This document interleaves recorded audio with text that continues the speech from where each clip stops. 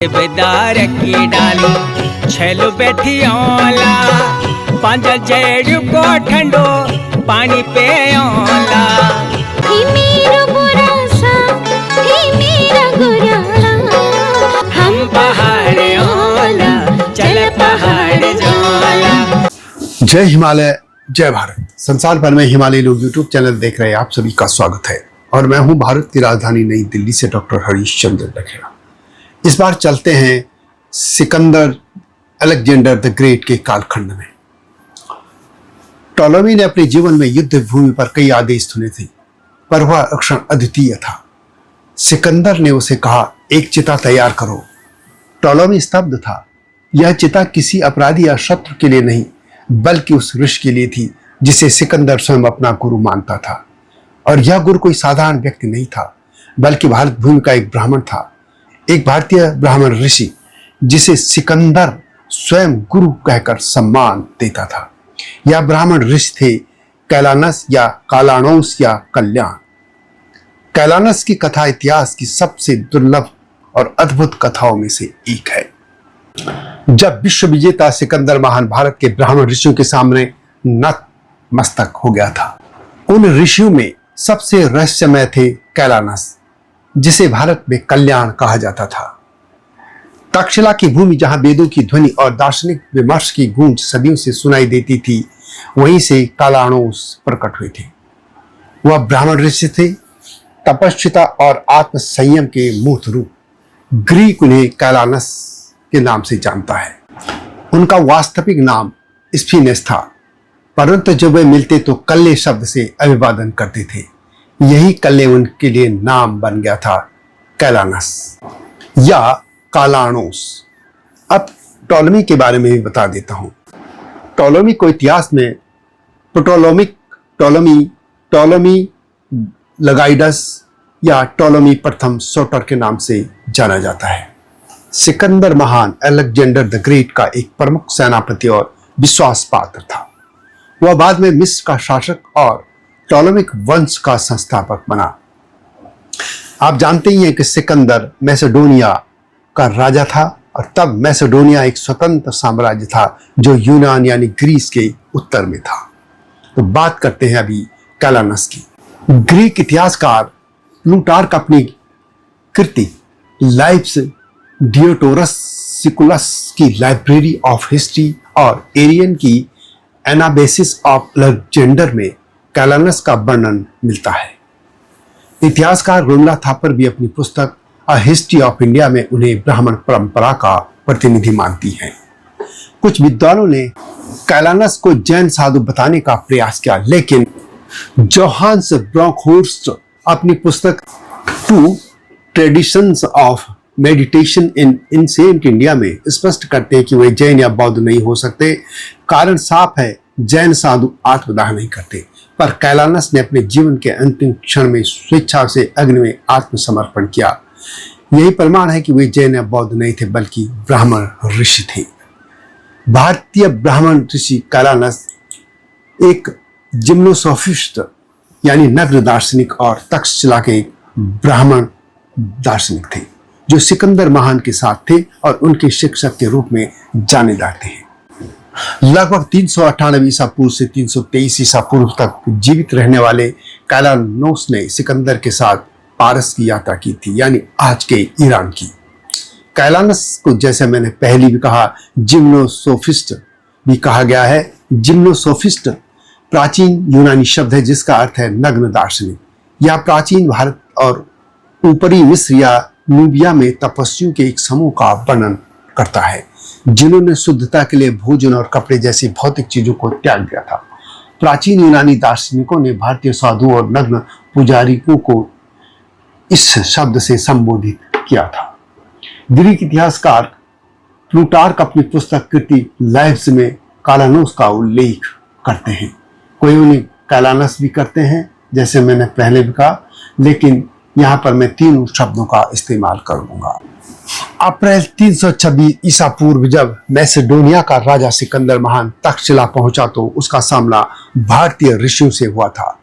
Greek लेखक ऑनेसिक्रिट्स लिखते हैं कि जब उन्हें ऋषियों के पास भेजा गया तो ऋषियों ने उनका उपहास किया था, यानी अलेक्जेंडर का, सिकंदर का, और उन्हें ब्रह्मांड विज्ञान सिखाया।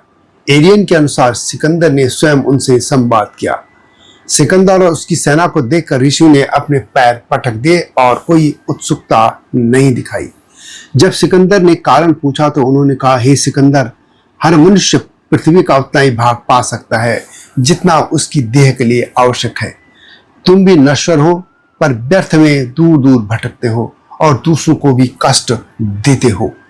अंत में तुम्हें भी केवल उतनी ही भूमि मिलेगी जितनी दफनाने के लिए है। सिकंदर इन शब्दों से सहमत हुआ, पर उसका आचरण विपरीत ही रहा। सिकंदर ने उन ऋषियों को अपने साथ चलने का निमंत्रण दिया।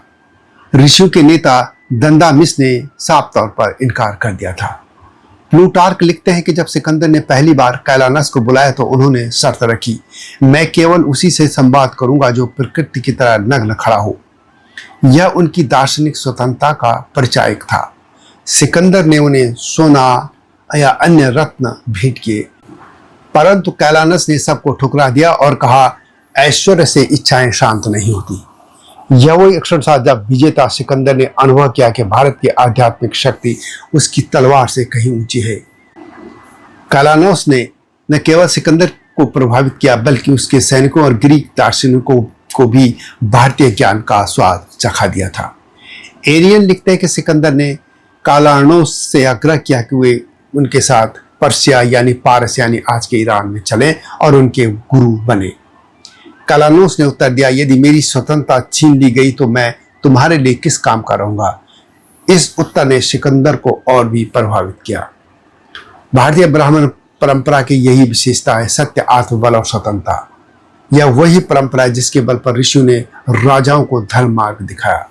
कैलानस ने इसी परंपरा का प्रतिनिधित्व करते हुए विश्व विजेता को शिक्षक बना लिया था। कुछ परंपराओं में कहा गया कि कैलानस को सिकंदर ने अपने साथ चलने पर बाध्य किया था। बाद में सिकंदर के अभियानों में वे उनके सलाहकार रहे। जब 325 ईसा पूर्व भारत से वापस के समय ब्राह्मणों ने मैसेडोनिया विरोधी विद्रोह किया, तब कैलानस की भूमिका अस्पष्ट रही थी। और अब चलते हैं कैलानस के आत्मदाह के निर्णय की तरफ। डियोडोरस सिकुलस और प्लूटार्क ने इसका वर्णन इस प्रकार किया है कि जब कैलानस 73 वर्ष की आयु में पर्सिया पहुंचे तो विदेशी जलवायु और कठिन यात्राओं से उनका शरीर दुर्बल हो गया था। उन्होंने सिकंदर से कहा, मैं दुर्बल होकर जीना नहीं चाहता, अब मुक्ति चाहता हूं। सिकंदर ने रोकने की कोशिश की, किंतु ब्राह्मण की इच्छा अडिग रही। तब सिकंदर ने अपने सेनापति टोलोमी को आदेश दिया कि वह चिता तैयार करे।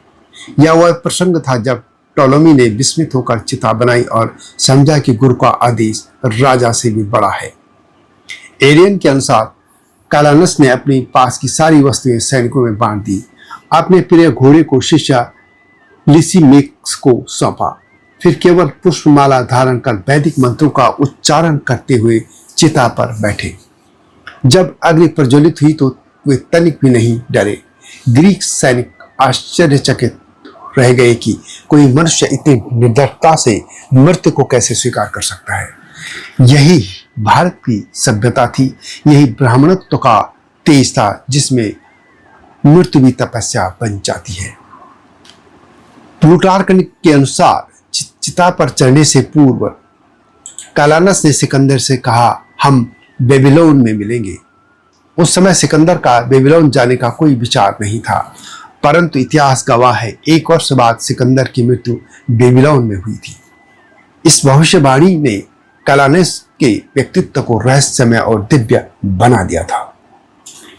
कैलानस या कैलानोस की कथा यह प्रमाणित करती है कि भारत का आध्यात्मिक बल विश्व की किसी भी साम्राज्यवादी शक्ति से बड़ा है। सिकंदर तलवार से संसार जीत सकता था, पर उसकी आत्मा को जीतने वाला एक भारतीय ब्राह्मण गुरु था। वह ब्राह्मण जिसने वैदिक मंत्रों के साथ अग्नि का आलिंगन किया और यह दिखा दिया कि सच्चा ज्ञान सत्ता और संपत्ति से ऊंचा है।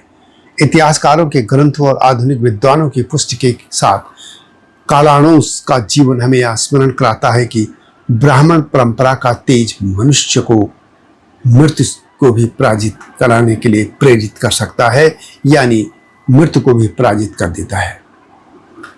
अंत में यही कि सिकंदर तलवार से दुनिया को तो जीत सकता था, पर उसका मन और आत्मा एक भारतीय ब्राह्मण गुरु के चरणों में झुका। ब्राह्मण जिसे वैदिक मंत्रों के साथ अग्नि को आलिंगन कर दिया था, उसे दिखा दिया था कि सच्चा ज्ञान सत्ता और संपत्ति से ऊंचा है। कालानुस का जीवन हमें याद दिलाता है कि यह भारतीय परंपरा, यह ब्राह्मणों की परंपरा शक्ति मृत्यु को भी पराजित कर देती है। तो यह थी कैलानस की गाथा। यह वीडियो कैसी लगी कमेंट में अवश्य लिखिए। जल्दी आऊंगा इस तरह की स्टोरीज के साथ, गाथाओं के साथ। तब तक जय हिमालय, जय भारत। हिमालय पे पेड़ हो तो गीत गाएंगी नदियाँ, गीत गाएंगी नदियाँ। पेड़ों पे चिड़िया है तो गीत गाएंगी नदियाँ, पेड़ों पे चिड़िया है तो गीत गाएंगी नदियाँ। माँ की लोरी जैसे होते हैं नदियों के गीत।